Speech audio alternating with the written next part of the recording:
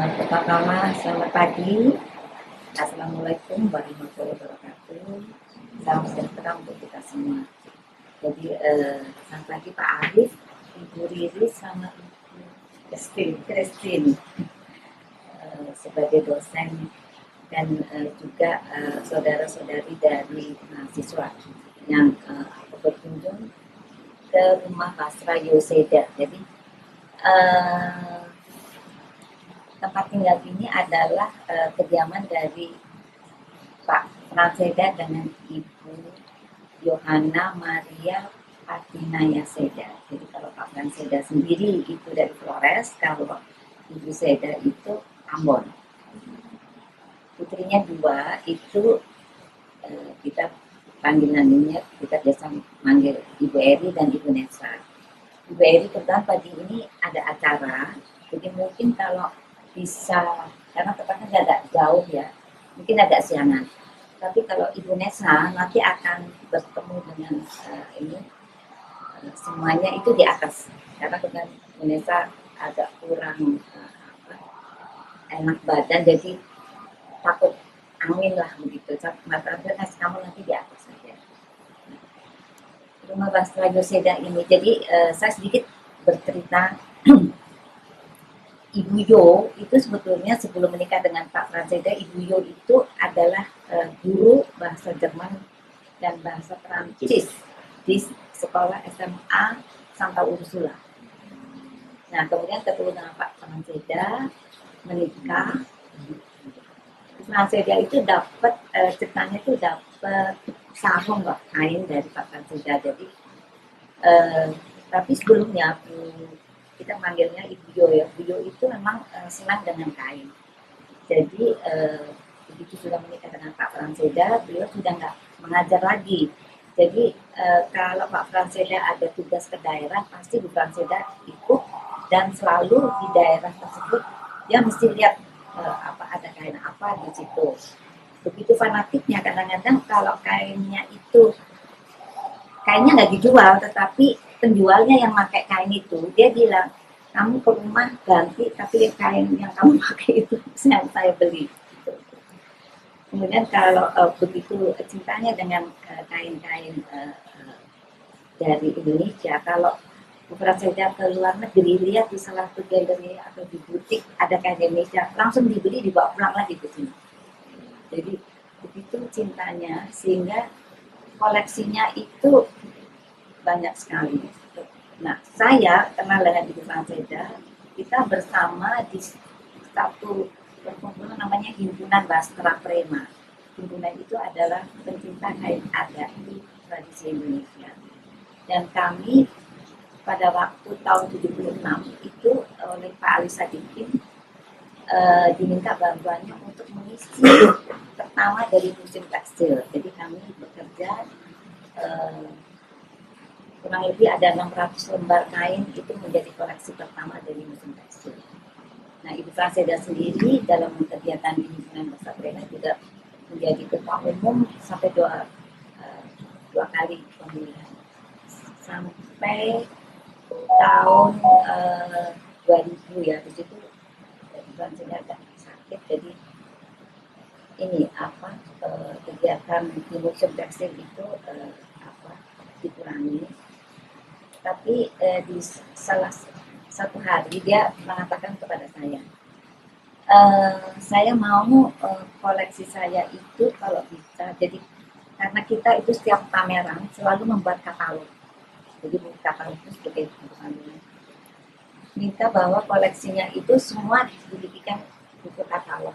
Itu saya bilang, padahal koleksinya itu ada berapa ya?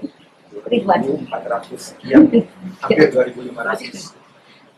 Pokoknya ribuan lah. Jadi waktu kami pertama kali mendirikan itu kita sendiri bingung, karena kan kita harus mendata, menata, kemudian waktu beliau sudah nggak ada itu. Nah, kemudian kita bentuk tim. Jadi di Rumah Basra Yoseda itu kita ada tim. Jadi tim untuk kurasi itu saya dengan Pak Beni. Pak Beni Gerata ini sebetulnya latar belakangnya sebetulnya bukan kain, latar belakangnya itu kelautan. Jadi dia itu sarjana kelautan, tapi sekarang nyemplung di lautnya Malang. Jadi kemudian ada satu lagi Ibu Dante, hari ini nggak bisa datang kebetulan dari antropologi. Kemudian ada Ibu None, ini pendidikannya ekonom ya, bukan perbankan, tapi nyemplungnya juga di kain-kain sekarang. Dan satu lagi Ibu Tarsi, Ibu None dan Ibu Tarsi ini bagian penata wastra dan konservasi. Kemudian ada satu lagi itu Pak Didi Hamboro. Nah ini yang ada di tengah-tengah ini. Pak Didi ini yang memegang sosial media dari kita.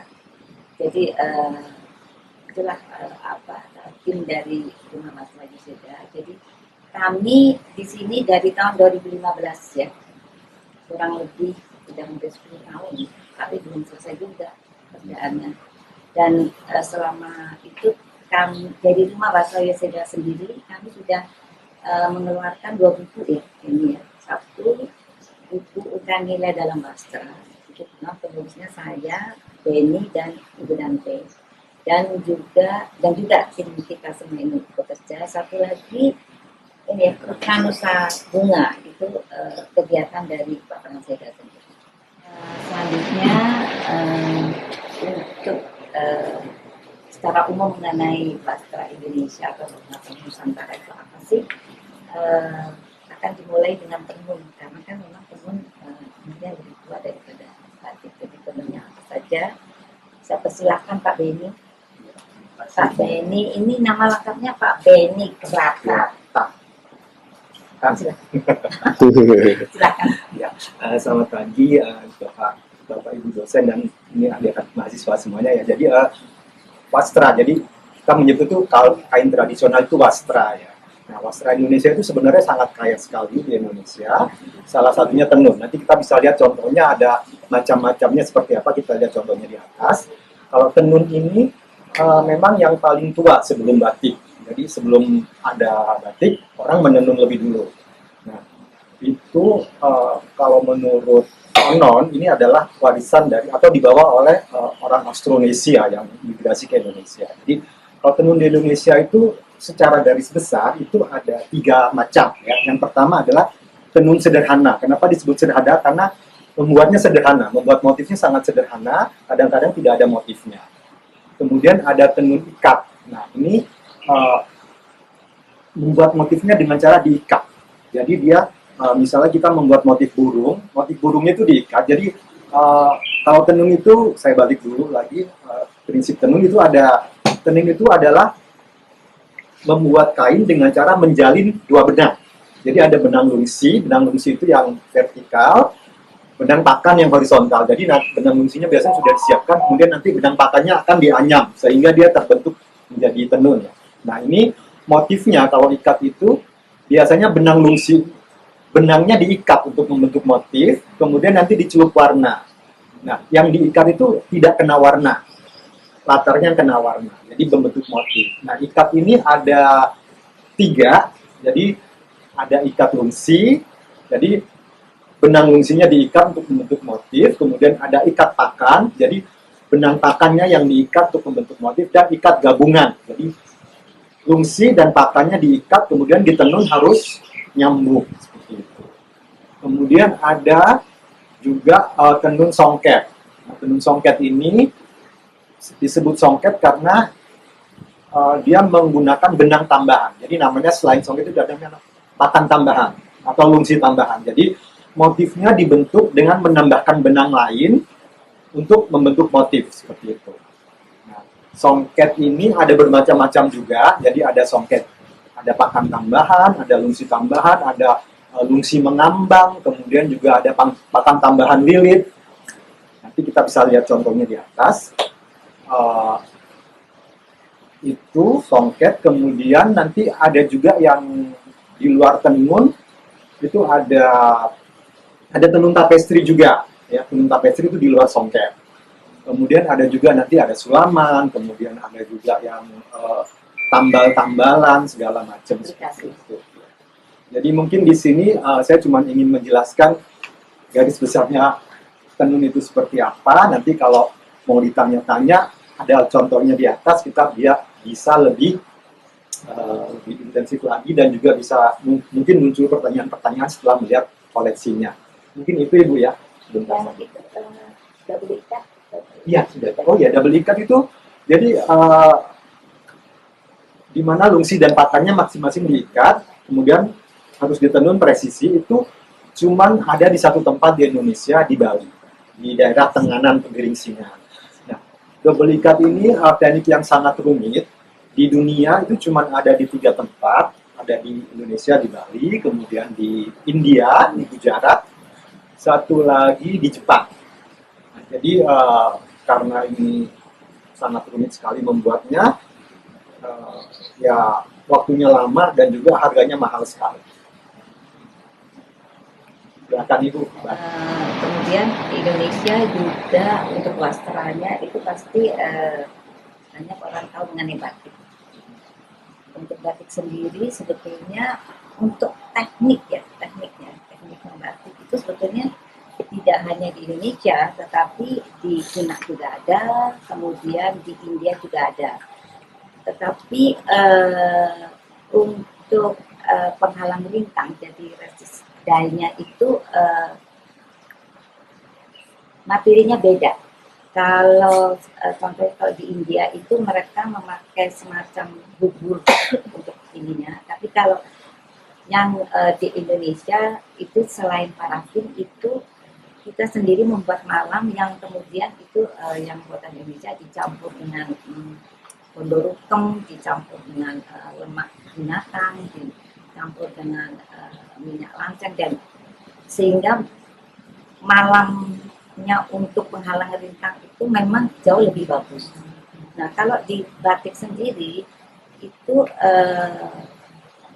sebenarnya sudah ada sejak zaman ya kerajaan Majapahit ya. Tapi mungkin di abad ke-18, 19 baru batik itu lebih maju sedikit. Tetapi maksudnya begini, sampai abad ke-19 sebetulnya batik yang dihasilkan itu semua tulis, tidak ada cap. Cap itu baru ada setelah Perang Dunia Pertama. Kemudian apalagi yang print.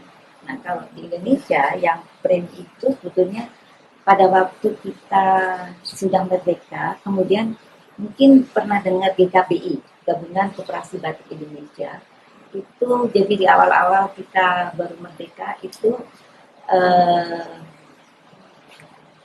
diutuslah oleh Bapak Koperasi kita itu kan Bapak Muhammad Hatta. Jadi ke luar negeri untuk membeli mesin printing.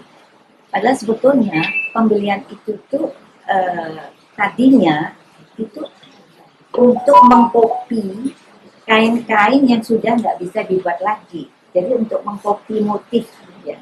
Tetapi akhirnya kan jadi salah kaprah kan sekarang. Jadi bukannya itu semua motif diinikan, dan kalau dulu yang namanya print itu pasti di pinggiran kain itu tertulis tekstil dengan motif batik. Jadi setiap itu. Nah, tapi kan sekarang ini kalau kita lihat di pasaran, yang namanya printing itu malah ditulis batik tulis 100% asli. Nah, itu kan sebetulnya menipu kan, dan juga kita sudah diakui oleh UNESCO sejak 2012 bahwa menjadi warisan tak benda, tapi dengan catatan bahwa yang namanya batik itu harus alatnya itu kalau tidak melalui canting atau cap, dan mejanya itu harus melalui malam. Nah, di luar itu sebetulnya nggak boleh dikategorikan sebagai batik, tetapi kan sekarang ini kita rancu gitu, dan juga menurut kami yang pemerhati kain-kain tradisi itu sangat membahayakan kepada mereka yang masih membuat batik itu secara tradisional.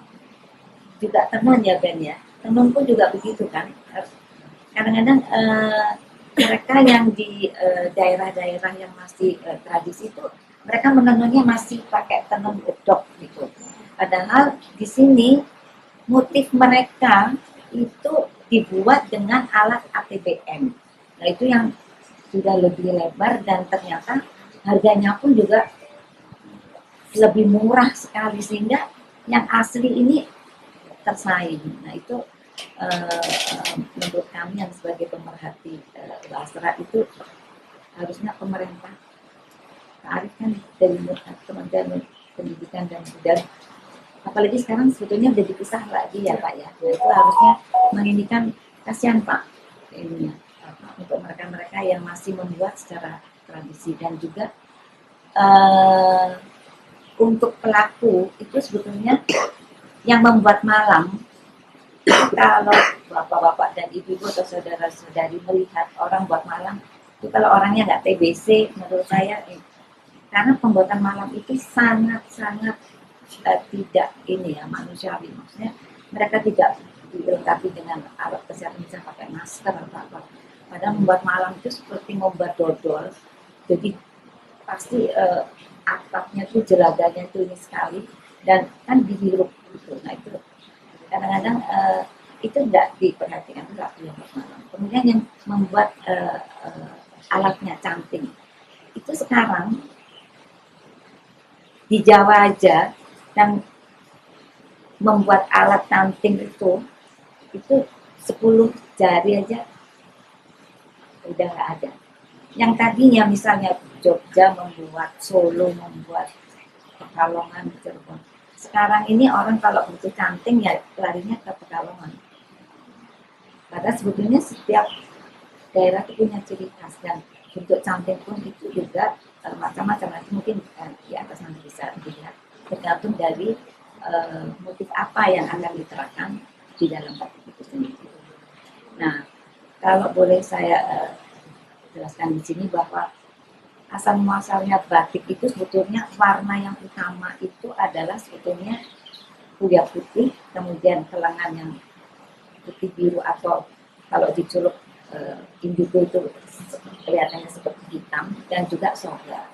Tapi karena pengaruh dengan perdagangan segala itu batik pun itu juga mengalami ada batik pesisiran yang pengaruh Cina, ada yang batik pengaruh Eropa. Nah, nanti untuk contohnya nanti bisa kita lihat di atas.